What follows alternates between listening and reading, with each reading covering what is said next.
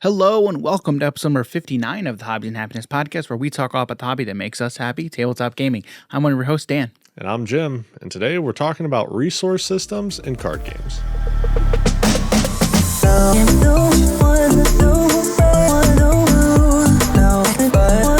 All right, today we're talking about a really interesting topic that I've kind of been wanting to tackle for a little bit.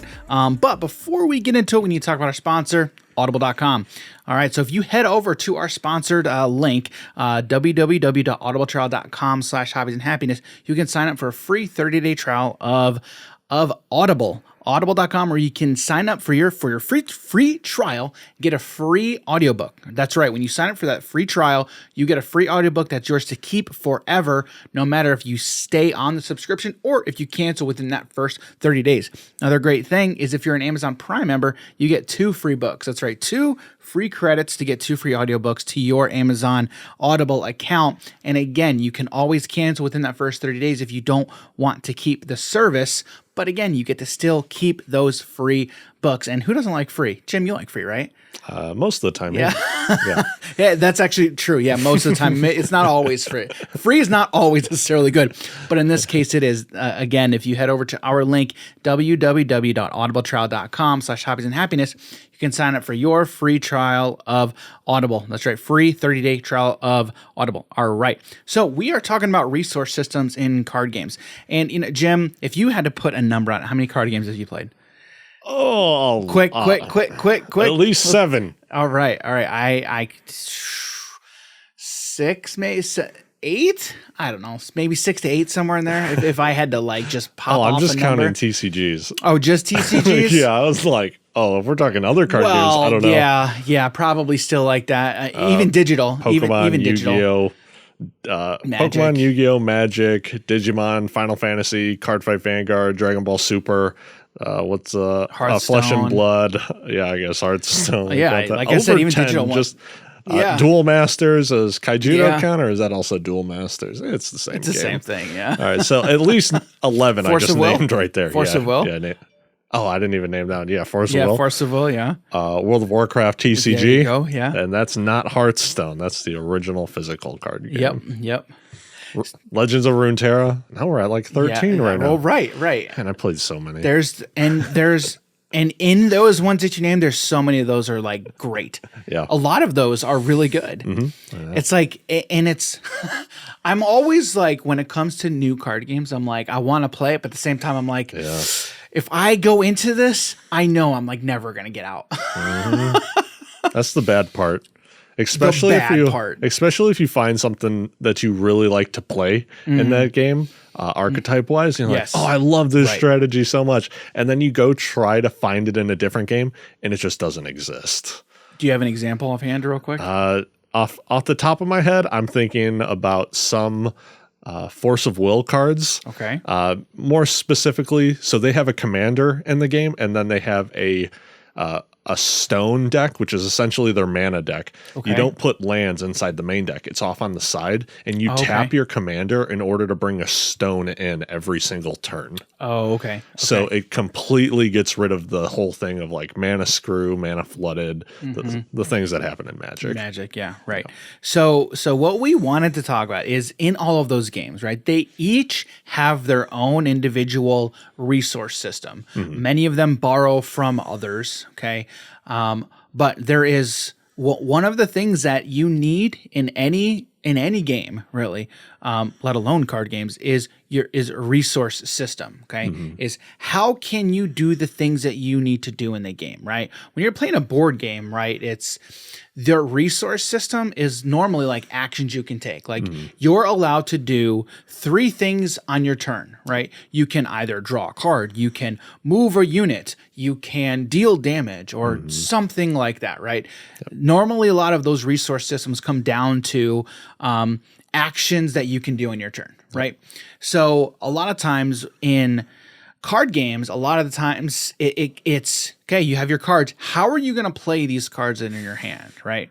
So what we wanted to do is we kind of wanted to touch on some examples of resource systems in card games that do a good job and do a bad job. But just a lot of the resource systems you're going to see when you pick up a card game. So we'll talk about some of the most common, and then kind of get into some newer ones and some newer design choices. I also have an article that I want to touch on, but we'll get into that article a little bit later on in the episode. All right. So first of all, what we're going to do is I want to go through the big three. We're going to go through the big three. Again, Magic, Pokemon, Yu-Gi-Oh, and then talk about those resource systems, okay, and how they are basically compare and contrast them from one another, okay? So we're going to start it off. We'll start off with Magic, okay, with it being the oldest, okay? Yeah. Now, Magic, as we've talked about many times on this podcast before, was designed by Richard Garfield. What year was it designed again?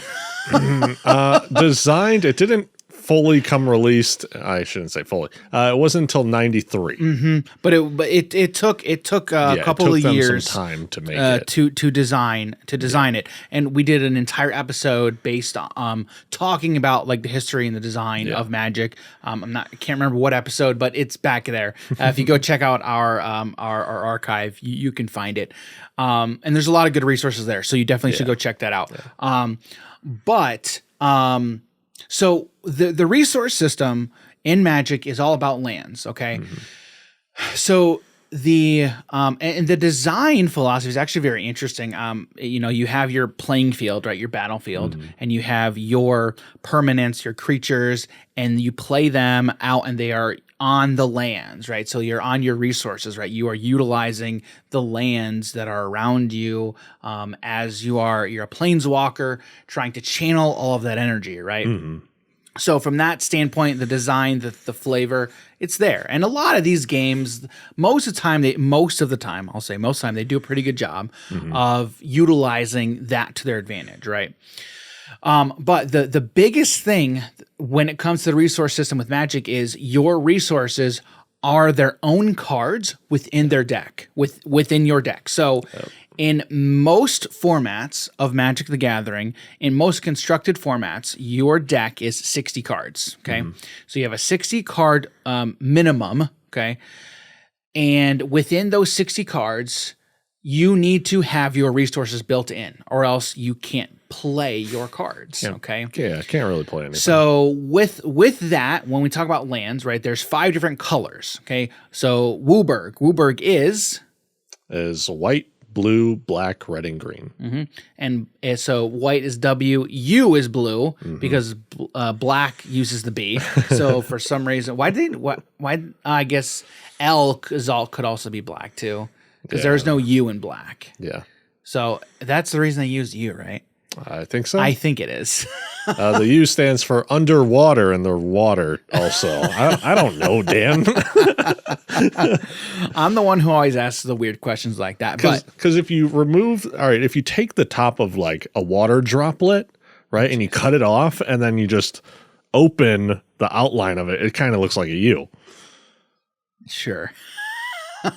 You guys know what I'm talking about. All right. So you've got your 5 colors. Okay. So your lands can produce one of those 5 colors. Okay. Or they can produce no color, right? Which is colorless. Okay. But in general, one land card in your deck can produce one color of mana to use in casting your spells. Okay. So that's where the whole resource thing started, right? Now, the interesting thing from a design space, right, is now you have an entire subset, right, of cards that, okay, we have lands. Go crazy, design team, right? Yep. And they have. The interesting thing that I'm always amazed by the new sets, how they seem to continually design newer and different lands that haven't been seen before, right? Yeah. Because again, original, you put out your land, you tap it for 1 mana, right? There are some lands tap it for 2 mana. There are some lands, they come in exhausted, right? Or tapped. Which I will always say tapped. Yeah. I will always say tapped. right? And I feel like so many card game players do as well. I mean, I was reading the Marvel Champion cards that I was just looking at recently, and I was like, oh, it says exhaust, but I keep in my brain, I'm like, it's tapped. And so I just keep saying it. Like, I'd rather say it's quicker and easier to say and think tap than it is to say and think exhaust. Yeah, tap this card. It's exhausting to say exhaust. Yeah, tap this card, tap another card, draw a card. All right, perfect. Makes sense. It makes and again, as a player, like that's how my entire thinking is formed around that basis, right? But for legal reasons, it doesn't say tapped. Exactly. Because if somebody ever said tap, they'd have to pay a lot of money. Yeah.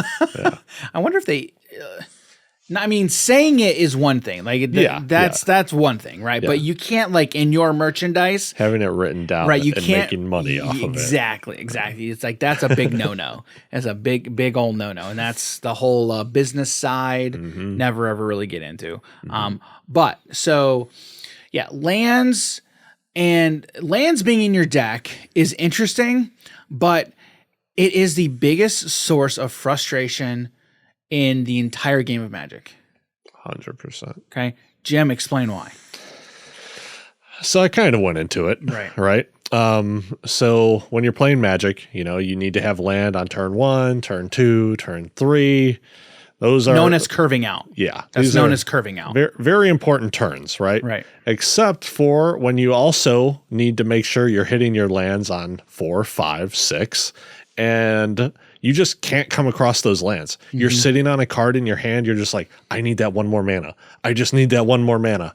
And then by the time you get it, the game's pretty much over. Also, you could just be like, oh, I draw my 7 cards. There's 5 lands here. I have 2 really good cards that can help me in the early game. I have a 1-drop. I have a way to interact with my opponent if I need to kill something. And then you're like, oh, that's a land off the top. Oh, that's another land. Yeah. So for 2 turns now, you're doing nothing. It's terrible feeling. It happens to everyone on both sides. Either you get a lot of mana or you get no mana when you need it. And what's interesting to me is, and everybody complains about it, right? It's you're either getting mana screwed, meaning you can't draw your lands, or mana flooded, where you're just constantly drawing lands, right? So it's interesting because that is a huge problem, right? And again, when I say problem, like it's a well-documented problem, but is it a problem when Magic is continually so successful? I would say, what I mean? Generally speaking, yes, it's a problem. Well, right. But again, it's a problem. But is it stopping them from making money? Oh yeah, I mean, just because like people are addicted to something doesn't mean it can't be a problem, Dan. True statement. True statement. Very, very true. Harley, get down. Come on. I gotta get my. We had a doggo. Lie down. Come on. Get in your bed and lie down, honey. She was also on the camera for a little bit. Yes, she was. Lie down, honey. She gets excited when we get excited, apparently. Yeah. So, like, it is a problem, but that is not stopping the success of Magic, right? Yeah. But with Magic being the oldest, one of the oldest card games, right? Every game that's come after it has learned something from that, right? So yeah, it's being mana screwed and mana flooded is one of the worst feelings in card games, right? Why? Because I can't play the game. So anytime you're playing a game and then it's like, oh, you can't play the game, it's a terrible feeling, especially if you're going against someone who's also playing control and you're already like, I can't do a lot of stuff, and they're just now stopping that small amount of stuff as well. And the thing is too, like, it's one thing if I am beat by my opponent's skill, right?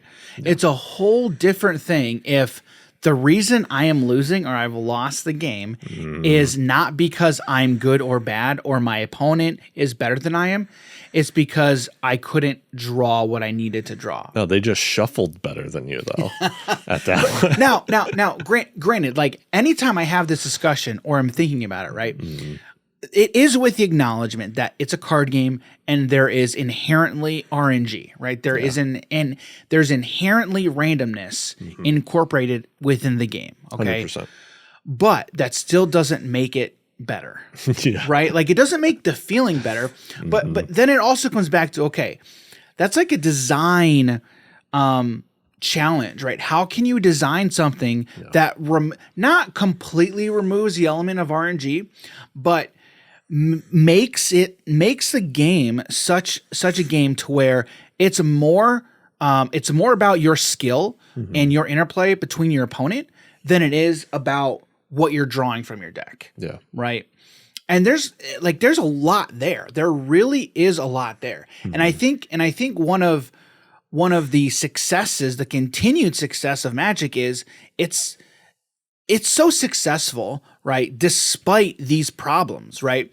Because again, as a player, right, I now have a challenge. Okay, how can I construct my deck in such a way that I limit the RNG as much as possible?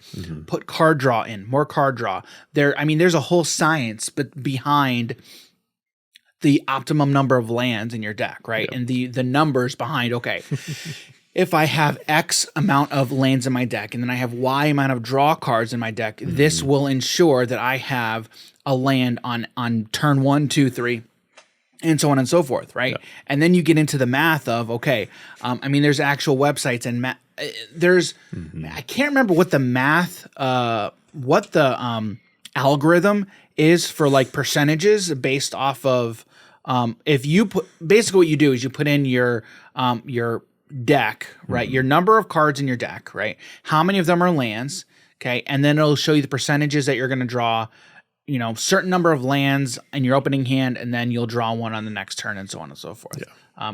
Hypergeometric, I think it's hypergeometric probability. That's what I'm pretty sure it is. I think that's it. I'm pretty sure that's what it is. But again, that it's a probability analysis, right? And like you need to know that. It's not necessarily you need to know it, but like if you hope to become a really good player, like you want to know your probabilities. You look at what's in your hand and then okay, I have, based off what's in my hand, I have 22 lands left in my deck, right? If I have, let's say 48 cards left, I know I have a, let's say 24% chance to draw a land here, but I'm going to be drawing 2 cards before my next turn. So I'm going to see 3 cards. Within those 3 cards, that's going to give me 39% chance or something like that. There's a lot of math that goes into it, right? But again, I'm continually fascinated by not only the math part, but the fact that every time I get mana screwed, I get so upset. I'm like, this is terrible. But then I'm back and playing another game. Yeah. The thing about averages and figuring out the probability of it is you just have to play enough games, for finding out that, that exact number, or you just have, a computer do it. Yeah, right. So it's like, sure, that one game you didn't get those exact numbers, and the other game you got way more than that. But averaging out, right. You go play a third game, it's like, okay, yeah, this was actually perfect. That's exactly what I needed. Right. So right. Yeah, just the thing with numbers and statistics is everything averages out to something, right? So you can't just take one game by itself. You need to have a good subset of numbers, right? Yeah. So all right, so that's Magic in the Magic resource system in a nutshell, right? Life's a resource until it hits 0. Life is also a resource, right? And in so many of these games, they utilize life as a resource, right? Yeah. In fact, all 3 of these games, the big 3, they all utilize life as a resource to some extent. Yep. All right, so Jim, I want you to talk about the resource system for Yu-Gi-Oh! What resources? Well, there's a resource system. Yeah, it's very different. The main resource system in Yu-Gi-Oh! Is life points, deck, and cards in hand. That's well, the resource system is you can play how many cards. What can you play on your turn? We're talking about like normal summoning and correct. Yeah, correct. True. Because there is a system on based on what you can do on your turn. So for Yu-Gi-Oh, you're able to normal summon a creature card or set, which also counts for normal summon, one creature card per turn. When it comes to spell cards, trap cards, you're able to play as many as you want. Trap cards need to be put face down first, and pretty much they can be activated at any time as long as there was a turn that passed. So if I play them on my turn, it goes to my opponent's turn. I can now activate them on his turn. Right. If there is any way that you're able to set them on your opponent's turn, which there are a few cards that allow you to do that, once it goes back to your turn, then you can go ahead and play them. But yeah, the Yu-Gi-Oh doesn't really have a resource system like Magic in terms of land, stuff like that. Right. They have a resource system. Yeah. It's not like Magic. It's different. And all of these games have a resource system. They're all very different from one another. Yeah. And sometimes you just won't instantly think they're a resource system. Like Dan was like, yeah, but you can only normal summon once per turn. I'm like, oh, right. Yeah. I mean, in Yu-Gi-Oh, monsters are your resource. Yes. Like monsters are a resource. Again, life points are also a resource, but your main resource system is your monsters. Yeah. A lot of cards will say, pay 1,000 life points, get this effect. Give your opponent 1,000 life points, get this effect. Things along those lines. Yeah. And then they started adding a lot more special summoning, which completely gets around the point of normal summoning. So it could be like, there's a lot of memes going around where it's like, all right, I'll normal summon this, go search. And then they pick up their deck and just start making it rain. They're like, special summon, special summon, special summon. There's and you know what, there's a YouTube video that I still haven't watched. I've seen it so many times, but it's like how to break a card game or something like that. Okay. Or what happens when you break a card game. It goes in a lot into Hearthstone because Hearthstone has been totally busted for a while. But yeah, like special summoning. I mean, correct me if I'm wrong, but isn't special summoning like what really like messed with Yu-Gi-Oh a little bit? Yeah, it is. It just got like so out of hand to where now it's pretty much like a one card combo. It's like one card will get you into this card, which then you special summon, search through your deck, put a card into the graveyard. That card triggers, special summon something from the graveyard, which then allows you to trigger something from your hand, special summon that, put all those cards together, then go ahead and special something else. Now those cards activate again while they're in the graveyard, special summon other stuff, and it's so much. The power creep was huge because of special summoning. I literally just wrote down on my notes power creep. Like that is honestly, that's a whole episode by itself. Yeah. It 100% is. Yeah. Because power creep is real and it can completely destroy a game. So you played GOAT format. Sure. Right? Yeah. I think one thing, and other YouTubers have done this, to where someone who's getting into the game, they have them play GOAT format before they play, like, we'll call it retail. I don't know if you want to call it retail Yu-Gi-Oh. Well, like standard, like advanced format is what it is. Right. The current formats. Yeah. Sure. So, and then what they did was he took one of the modern day Yu-Gi-Oh decks and versus the person who was playing a GOAT format deck. Okay. And the person was like, well, that's not fair. I'm playing this older deck. And the guy's like, it doesn't matter what you play because you don't know how to play one of the newer decks. You're better off playing a deck that you're more familiar with. And he's like, I'm just doing this to show you from what Yu-Gi-Oh was from 2005 to what it is in modern day. Yeah. And how crazy it has gotten. Yeah. And that's, and so interesting, okay, is now let's apply that same discussion to Magic, right? You have Legacy, okay, and then you have Standard, right? Yeah. It would be reversed, right? Because Legacy would be a whole lot faster. Well, the thing with Legacy is that people are playing still newer cards in Legacy. That's true. Yeah, that's true. So if we're let's say like 95 Magic. Correct. Sure. Right? If we say like 95 Magic versus what's going on today. Current standard format, yeah. I don't really know what the meta is for 95 Magic. Right. I haven't looked into it. Right. But I'm sure the game is a lot more different. Right. Because Legacy is all of the cards in Magic's entire history. Pretty much, based essentially. And they has their own ban list and what is it? What is it called if you can only have one copy? Restricted. There you go. But Vintage is the one with the restricted list, no ban list. Right. Legacy has a ban list. Got it. Yep. So that you're right. That's a very different thing than playing Yu-Gi-Oh! Like Go format versus current day, right? But it would be so that being said, it would be the same thing, right? If you're playing 95 Magic versus current day Magic, completely different games. Yeah. Very, very different. But again, in talking about Magic, we're talking about like a 30-year difference here, right? Yeah. I mean, there's been so many evolutions in design, and power creep as well, right? For sure. But it's again, I think this topic is its own episode for sure. I remember people talking about back in the day when Shivan Dragon was like $20 card. Yeah. And they were like, this card's great. You don't even see the card being played like at all anymore. So do you know what Shivan Dragon does offhand? I think it's flying 4/4 with Fire Breath. Yeah. So it is it's a 6 mana card.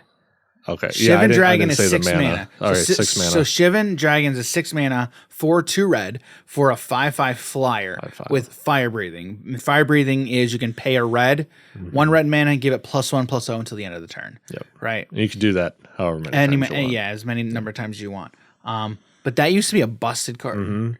But the thing about like Magic back in the day was they had really strong support cards, right? We talk about the Power 9. Yeah. 6 of them gave you mana?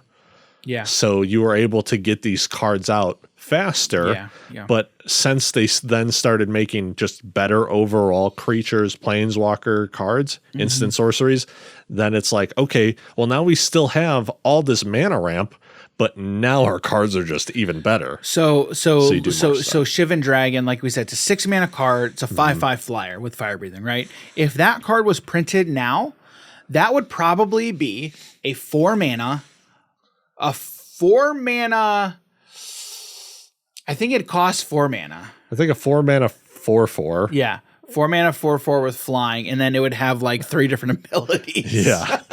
Or I guess could we kind of compare it to like the not the adult red dragon, but there's a new one that gives you treasure tokens when you attack.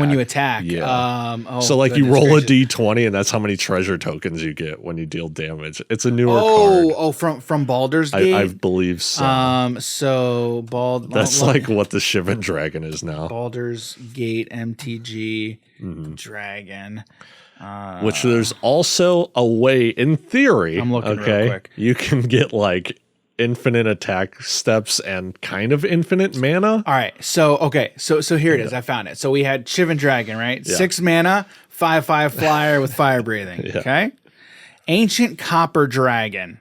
It's a 6 mana, 6/5 with flying. Whenever Ancient Copper Dragon deals combat damage to a player, roll a d20. You create a number of treasure tokens equal to that result. And treasure tokens are mana. There's also a green.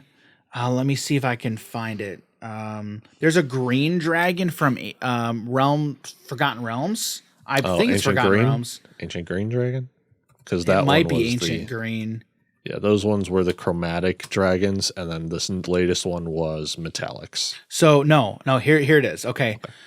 It's Old Gnawbone. This is from the legendary one. My word, dude. Yeah, so Old Gnawbone is a legendary dragon, right? It's a 7 mana, 5 and 2 green for a 7/7 flyer. Whenever a creature you control deals combat damage to a player, create that many treasure tokens. Oh, it's the same thing. So I played against that card in Arena on Historic Brawl. They got like what 8 treasure tokens off of that card. All right. Power creep is a freaking thing. Yeah. And these aren't cards that like really see play either. Well, it depends on depending on what format you're talking about. Yeah. Like that will you'll see that in Commander. Yeah, yeah. I mean, you can see anything in Commander, right? Really. Which is why Commander is such a great format. Yeah. Commander is like the best way to play Magic. Yeah, it just allows you to play any random stuff that you like to play and just and break it and do some crazy stuff with it. I love Commander. Commander's format is the best way to play Magic. So, all right. So we've talked about Magic. We've talked about Yu-Gi-Oh. Jim. Yes. Talk about Pokemon for us. Pokemon. Instantly, energy cards. Pretty much the same thing like Magic's lands, but you don't need nearly as many in your deck.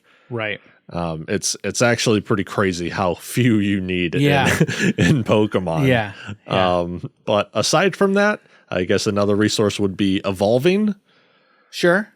So when you play a monster, you can't evolve it the turn you pretty much put it onto your bench or into play, whatever you want to say. Yeah. And then also the trainer support cards, you can also only play once per turn as well. Yeah. So there's a limit on the what are they called? Like it's a trainer card. Trainer supporter. Trainer supporter. Right. There's a clause on them specifically. Yep. And then so the main resource when it comes to Pokemon, like Jim said, was the energy, right? Because in order, man, it's been a minute. It's been a minute since I played Pokemon, honestly. But man, you need energy what do you need energy for again? You need energy to power up your Pokemon for their attacks. That's right. Because they have in order to do their attacks, they have an energy requirement, right? Yeah. Or an ability. There's it's essentially again, from Magic terms, their activated abilities essentially have cost to them. And so you can put your energy cards on specific Pokemon, right? So if you have your active Pokemon, you can have 2 Pokemon on the bench, let's say, and then your active Pokemon has 2 resources, and then you can play your 1 energy per turn, and you think, all right, well, I want to start powering up my bench Pokemon. So you can put your energy for the turn on on one of your bench Pokemon, and then power them up. That way you can swap your main and then your bench Pokemon. Yeah. Right. And rather than a life total, I guess your cards do have HP, but in order to win the game, you have to collect all 6 prize cards. So if you that's definitely another resource. Yeah. So if you kill one of their Pokemon, I mean, knock it out. If you knock out one of their Pokemon, if one of their Pokemon goes night, you can take a prize card. But there are also other clauses that allow you to take 2 or even 3 prize cards. So if you take down one of their bigger monsters, it could be like take 2 or even 3, and now you're already your V Pokemon V Max. I think V Max is 3. And I believe tag VMAX teams. Is 2. I think tag team is 3. V Max might be. I think V Max is also 3. V Max might be 3. Yeah, because those are very big Pokemon. V is 2. Yeah, and then the normal Pokemon or EX, GX, those are also 2. Yep. If it's just a normal mon that doesn't have one of those suffixes, then it's pretty much just 1. Just 1 prize card, yeah. So you can really manipulate that if you're like, okay, I know I have 2 turns before I can use this one Pokemon. I'm just going to send out these other one to die. Until this guy's ready, and then we take him out to go in. The thing I really like about the prize card mechanic is I have more cards in my hand. Yes, like it's so great. Like it's win more. Well, towards the end it is. Yeah. Towards the end it definitely is. But like in the early game, it doesn't force you to go face, right? But it wants you to. Like it's pushing you to, hey, if you take out your opponent's Pokemon, you can get more cards in your hand, right? At that point, it's also a thing in Pokemon to where you want to prepare your like most powerful monster before you really just start like going off. It's like, oh, I have these other support monsters, so why am I going to put energy on them if I'm not really utilizing them to attack? I just want to make that one guy really good and then get him out there to destroy. Pokemon is again, another game that's very different from the other two that we talked about, but it's so much fun. It's a lot of fun.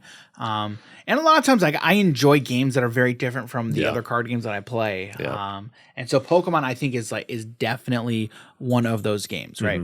So, real quick. So when I was saying earlier, you tend to have a lot less energies in comparison to Magic. In Magic, you want to have like roughly a third, right? Depending on the deck. You're talking about cards in your deck. Yes, right. Mana to total cards.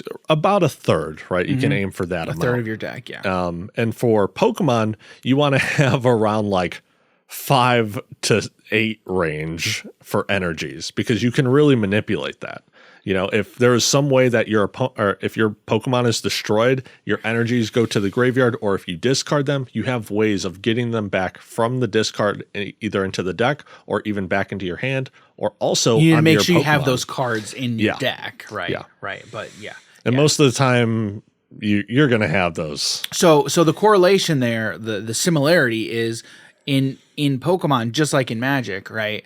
Your resource cards are a part of your deck. Yes. They are a part of your deck. And again, one thing that I found when getting back into Pokemon was the different energies and their upgraded abilities. They're special. There's a lot of different special resources or energies, I should say, that are out there. Energies. So those are the big three, right? That we've talked about. Very similar, but when we're talking about Magic and Pokemon, Yu-Gi-Oh! Very, very different, right? But the one thing that I think is like a constant with all three of them is you can play one of these things per turn. Yeah. Right. So a phrase that I talked about before is called curving out, right? Curving out essentially means you want to get your one resource per turn, right? So again, forget Yu-Gi-Oh, right? Let's forget about Yu-Gi-Oh for a minute, right? But in those games, you want to be making sure you have, okay, turn 1, I have my resource. Turn 2, I have my resource. Turn 3, I have my resource. So again, Magic, you hit your land drop once per turn, right? So when you're playing a paper card game, right? It's very difficult, okay? I shouldn't say difficult, but from a design standpoint, okay, that's a design challenge, okay, to make sure players are getting their resource per turn, especially when the game is built and designed such that, okay, your resource cards have to be a part of your deck, okay?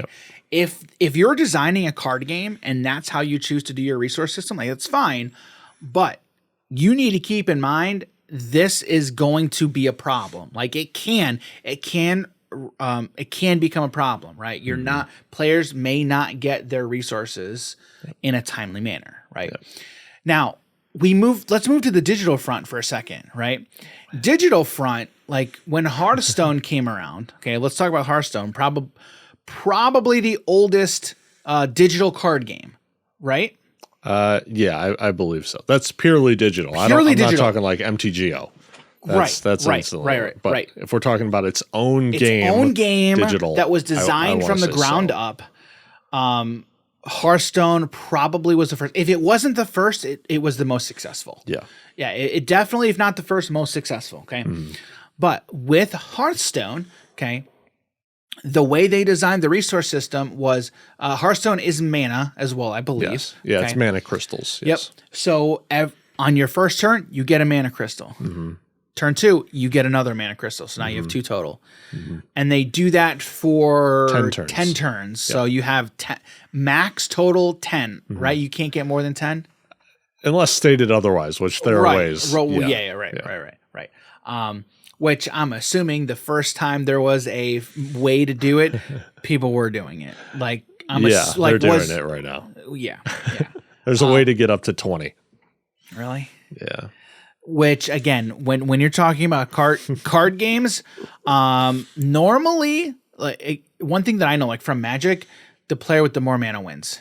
Whoever has the most mana at their disposal tends to win. At least in Commander for sure. In Commander, 100%.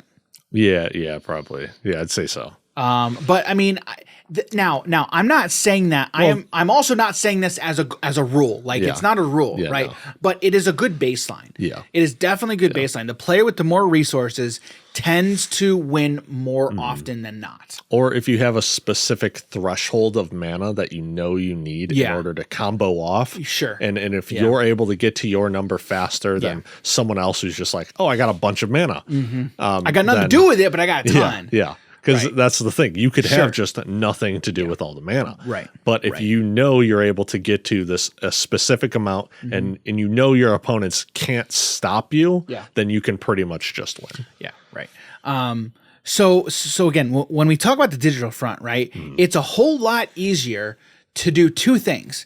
It's a whole lot easier to remove your resource system from your cards, right? You can say, okay, I have my cards that I'm playing and do stuff, and then I have my resources over here. Instead of needing to combine both and say, okay, my resource system has to be a part of this somehow, okay, you can automate your resource system, right? And I think that was like one of the biggest things that Hearthstone had going for it. And I think what I think personally, is one of the reasons that Hearthstone became so successful, right? Because it eliminated the mana screw, mana flood feeling. Okay. Now, one of the things, I don't know if I've mentioned this on the podcast yet. I have talked to Jim about it. I haven't started working on this yet, but I have a video idea of one thing that I want to do is kind of like a video essay on like the history of card games, like the entire history of card games, both paper and digital. It's something I want to do. I need to put my mind to it and like start researching because it's going to take a lot of research. It's a lot. Yeah. But it's something I'm very interested in. And I think, I would have a lot of fun doing it. So I kind of want to start researching that this year. But this is definitely something that would come up in that research is like the prevalence and prominence of Hearthstone and like why it became so popular, right? So I think the resources, I mean, when I first played Hearthstone, right? I mean, that was one of the things that was like, okay, here's your resources. You get one resource a turn. It's like, oh, sweet. So I'm always going to have something to do, right? Yep. Maybe not necessarily have something to do because it is still a card game after all, but have the resources at my disposal to be able to do that. Okay. I've talked about this before, but I used to play Elder Scrolls Legends, right? One of the things that Elder Scrolls Legends did, okay, is so if you were going second, okay, because one of the other things too is normally the player who goes first in a lot of these games in a 1v1 match, okay, if you're going first, you are at a big advantage, okay? You are at a big advantage because you are the one going first. You're able to basically have one more resource than your opponent, okay? Yep. One of the things that Elder Scrolls Legends did you ever play Elder Scrolls Legends? No. Okay. So Elder Scrolls Legends, they had what was called, I think it was like The Ring, or it was like The Ring, okay? And basically what it was is you had 3 treasure tokens, basically, okay? Now, but you could only use one per turn, okay? Oh, okay. And I'm pretty sure it was it was a 3-use thing, okay? So on turn 1, okay, you get your resource, but you could play a 2-drop because you had your token. Right, or the treasure token, right? So that was an interesting design philosophy or a mechanic, I should say, that they implemented. And again, it goes back to resource system, right? But they operated the game. They designed the resource system very similar to Hearthstone, where you'd get your 1 mana crystal per turn, right? Yep. So turn 1, they also had the coin as well if you went second. Oh, that's right. They had the coin, but with Legends, it was a 3-use thing. So I was like, when you said 3-use, I'm like, whoo, that seems extremely powerful. Yeah. And going second in Hearthstone, I believe you get an extra card as well. First player starts with 3 and then they draw for turn. Right. Second player gets 4, they get the coin, and then they draw for turn. That's right. That's true. Yeah. So there was always there were in these games, one of the things that they were always trying to design for around was, okay, how do we not eliminate, but prevent the advantage, the first player advantage as best you can, right? But that's a whole other topic as well. So again, you look at digital card games, and I feel like when we're talking about resource systems, okay, digital card games will always have the advantage, okay? And that's because you can automate. A lot of these systems can be automated, right? Yep. So if you take Hearthstone, okay, how would you do Hearthstone on paper? Actually, very easily, right? You could just have a rule of, okay, every turn you get your one resource up to X amount, okay? You get a two-sided token, you take it, and it's like, oh, this is unused, then you flip it to show that you used it. Or you have a D20 or something to track, okay, I'm up to my limit, okay, I have 10. And now I am tracking how much I'm using turn by turn, right? And I wonder, before Hearthstone, if that was ever thought about. I'm curious. And again, that's something that may come up in my research. But you know, when so many, like now in 2022, right, we have the benefit of everything that's come before us, right, with history, right? But 30 years ago, Richard Garfield had like nothing to go off. He's like, what could I do? And him being the genius that he is, you know, made one of the greatest games in the world. So it's and it's also, it's like, it's one of those things to where I'm like, I'm continually blown away by like what happened 30 years ago, but then like if that happened then, like what can happen now? Like so when you get the feeling of like, man, there's like nowhere we can go from here, like everything's been thought about. Dude, no. Like it's like every year I'm it's like there's something new. I was blown away by Flesh and Blood. Like when I played it, I was like, this is completely different. So with Flesh and Blood, game. So you bring up Flesh and Blood, right? Yeah. Flesh and Blood is another thing to where we've talked about Marvel Champions before, right? Similar. The similarities are there, whereas your cards are your resources, right? So the cards that you play also have a resource attached to them. So you can spend your cards in hand as a resource. Okay. So that's another iteration on resource systems in card games, right? There's so many different resource systems in card games, right? And I think resource systems is one of the things that I feel like if it's not one of the first things that's thought about in a card game, it's up there. They probably think about that very soon after they start designing their card game. Would be my guess. I'd assume so, because then at that point it's like, all right, well, how are these cards now going to work, and what about the mechanics of the game? How can you also manipulate the resource system itself? Right.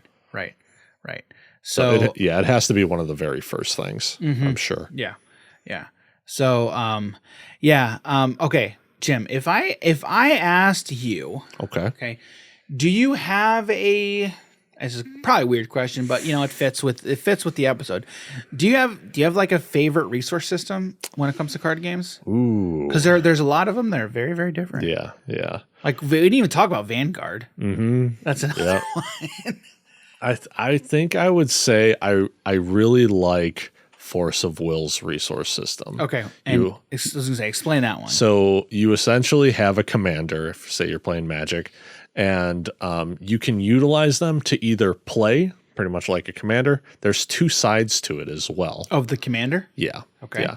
And you can also tap it to produce a land essentially from the Mana Stone pile or the Mana Stone deck. So you have two separate decks, and you tap your commander, bring one of the, and you even shuffle your Mana Stones because you can play multicolors.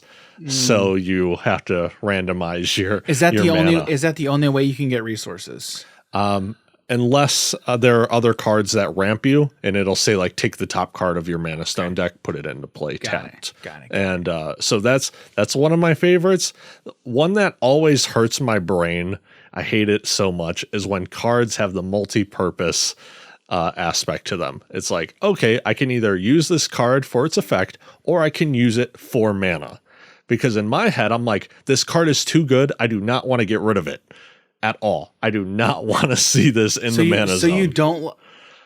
So not Flesh and Blood. So you don't like Flesh and Blood? If for Flesh and Blood, I'm more so talking about, so pitching a card is, I'm saying different because that can go back into your deck. That's right. We're saying you essentially put it into your mana. You're using your it. land. Okay, I gotcha.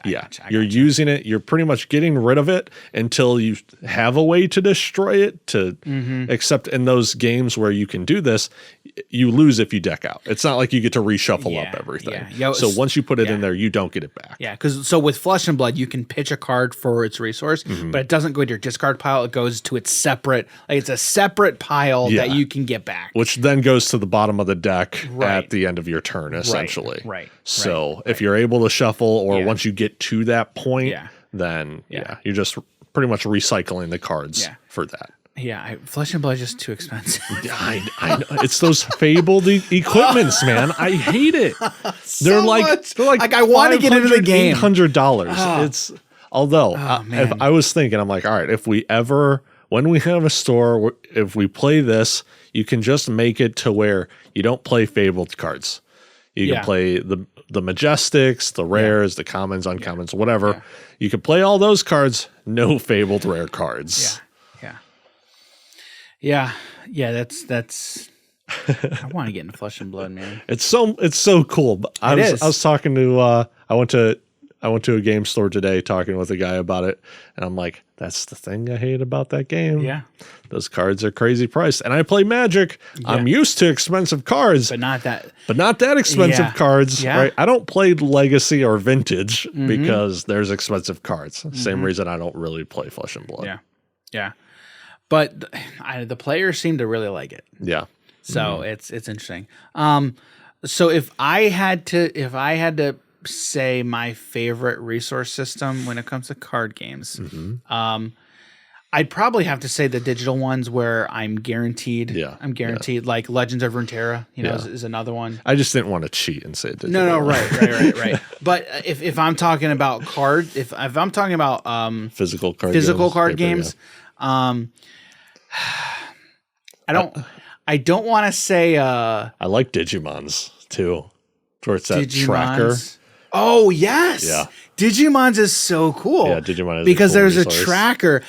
It's really cool because I have a choice of how many resource points I can give you. Yep. That is so cool. So cool. It was so cool. So if you're unfamiliar, first of all, go watch our stream where we streamed that a while ago. Yep. But there's a track that sits in between each player, right? And then as you spend a card, or you should play a card, right? There it tracks. Okay. So like if I have 8 for the turn, right, which is a lot. I've used 4. Okay, it goes on to 4. And then once it goes to my opponent's side, okay, if I have 2 and then I spend 3, that goes past 0 and now it goes to 1. Okay. Now my opponent goes to his turn and he has 1. Okay. Now there's rules about how many you get and so on and so forth, but that's the basics of it, right? That's how it works. Yeah. So if you're going first, you could be like, oh, I'm gonna play 10 mana worth of stuff. Or one thing specifically. So you put the 10 on your opponent's side, but now he has that 10 mana, and he could also then be like, all right, well, now I want to spend 10 more mana. Yeah. So now I have 20 on for his turn, and you're like, all right, well, now I can use up to 20 mana if I wanted to. Right. Super cool game, very fast. Yeah. Digimon is very, very cool. Yeah. The first time we played that, I had a lot of fun. It was super, super, super cool. Yeah, so cool.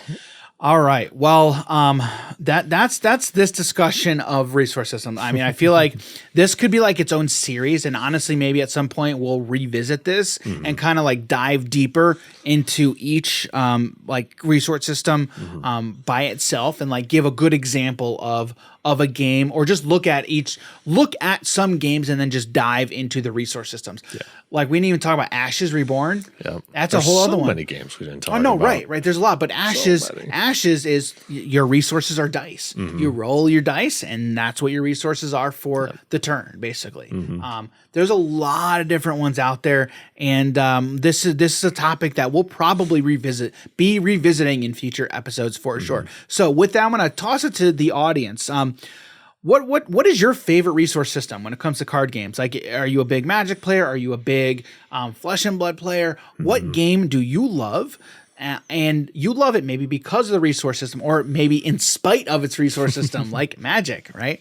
But let us know, what are some card games that have good resource systems attached to it, and where are some that you don't particularly like that could be done better? We would love to know what you think. Let us know if you're watching. If you're watching on YouTube, let us know in the comments down below. Shoot us an email, but let us know. We'd be interested to know. And with that, we're going to talk about Card of the Week. Yay! Card of the Week. Jim had a good idea for this. This card is so good for this week's Card of the Week. So we were playing a lot of Marvel Champions last weekend. In fact, we streamed Marvel Champions. Okay, and then we played it again after the stream because we lost, and we're like, no, we're going to freaking beat it. It was so close. Well, and we should have won on stream. We should have won on stream. We were one turn off. Yeah. But the card that I want to talk about is from Nova. Okay. It is new hero. One of the newer heroes. Yeah. Yep. Nova's a lot of fun, but this card is an event. It is called Unleash Nova Force. Okay, it's a 1-cost event. It has a superpower trait. All right, and it says max 1 per round. You would not need to play more than 1 per round. Okay? You're about to find out. Yeah. So it says hero action. Until the end of the round, each time Nova defeats an enemy or removes the last threat from a scheme, ready Nova and draw 1 card. This card was tailor-made for Ultron. 100%. So basically what happens with Ultron is he essentially turns your deck against you and turns your cards into 1/1 drones. Okay. Yep. So your cards are 1 attack, 1 scheme, 1 health drones. Okay. Nova has like 1 attack power. Okay. So, look, I attack with Nova to defeat one of the drones. Because I played Unleash Nova Force, I can untap, restand, and then do it again. So and draw a card. And draw.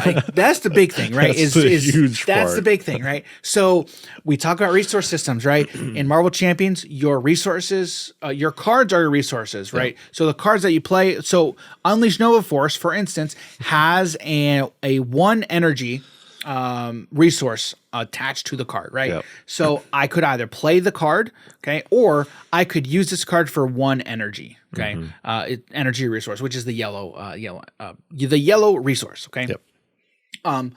There's 4 different ones. I think you got mental, physical, wild, and then energy. Yep. Okay. So as I'm defeating all these drones, untap, attack, draw, untap. It's crazy, right? So so if I have 3 drones on my side of the board, Jim has 3 drones on his side of the board, I can defeat all 6 of them, draw 6 cards. Mind you, there is a helmet in the deck as well. Yeah. That is perfect for this and Nova. Yep. So Nova's helmet basically reads whenever you use one of Nova's basic abilities, okay, you can untap Nova's helmet. So you would the sequence would go like this, okay? If you wanted to be most efficient with your resources, okay, which I was which I was doing, okay? Okay. You tap the helmet for resource, okay? Play a card. Play a card, right? Let's say this card right here. Play that card. Right. So the sequence would be you play the card first, then you pay for it, right? Yeah. So I play Unleash Nova Force, paying for it by tapping Nova's helmet, okay? All right, so Unleash Nova Force is on board. The effect is live, okay? So I attack with Nova. On attack, Nova's helmet triggers. I untap the Nova's helmet, okay? On the defeat, I untap Nova, and I draw a card. Okay. Yep. Now I look at the cards in my hand. Okay. How can I use this resource now? Okay. The thing with Nova, with Nova is his helmet, you can tap it for a wild resource, and a lot of Nova's cards are 2 cost. But if you pay for it with a wild resource, that wild counts as 2. So I can use the helmet as 2 resources for a lot of Nova's cards. Okay. So that's what I was doing, right? Because I did not want to attack without being able to untap the helmet. Okay. Because again, it's all about being as efficient with your resources as you possibly can. Yep. Because it's going to untap anyway. Right. Try and find something to do with it. Correct. So, yeah, and Unleash Nova Force, like basically what I was doing is there's another card, Miss Marvel, okay, signature ally in the deck. When you play an event, you can essentially tap Miss Marvel, deal a damage to her, and then return that event to your hand. So every turn, boom. Boom, boom, boom. Yeah, it was a lot of fun. Yeah, super crazy. I don't know if I'd say best card in his deck, but probably it was really good, especially against Ultron. Yeah, it was really stupidly good. Yeah. So that's why I'm like 100%. That is straight up for Ultron, because every turn I'm drawing like 6 cards. Yeah. Because every villain phase, it's like there's multiple drones coming out, and I'm like, oh, cool. Yeah, sick. And the first time we played it, Dan was just like blowing up everything on the board. But the cards I had, it was like when you kill something on the board, I get more of these progress counters, and that's how I make my character stronger as progress counters. I'm like, I can't do anything, Dan. Counters. Yeah, I think that could have also been the reason we didn't win the game. Well, because we weren't doing it cooperatively. Yeah. But then I was just having fun going off. Yeah, and I was having fun watching you go off. I'm like, this is nuts, dude. I'm doing nothing, but this is crazy. Yeah. And so, but the second game, like Dan was allowing me to pretty much destroy. I just needed like one thing, really. And then it was like, all right, I'm getting progress counters now. Yeah. And then I kind of just like start popping off. Yeah. I drop bombs that game. Which is the name of the deck, Dive Bomb. Yeah. So that the Unleash Nova Force is a pretty sick card in Nova's kit, that's for sure. Yep. All right. So so that's the episode for today. Guys, we had a lot of fun. Let us know what some resource systems that you enjoy with card games are. Be definitely interested to know. But you know what, with that, Jim, where can people find you on the internet? Yeah, you guys can find me on Twitter, Twitch, and Instagram at Jim Morgan HNH. All right, you guys can find me on Twitter at _DJ Campbell and on Instagram at Daniel.G.Campbell. If you head over to our website, www.hobbiesandhappiness.com, you can find links to all of our socials, YouTube, Twitch, Twitter, Facebook, everything. You can find that all there. As well as links to our podcast, but everything is there. So that's all we got for you guys this week. I'm not sure what we're going to talk about next week, but I'm looking forward to it. I always enjoy these conversations. So that's all we got for you this week. Thanks, everybody, for hanging out with us, and we'll see you in the next episode. See you, everybody. Take care.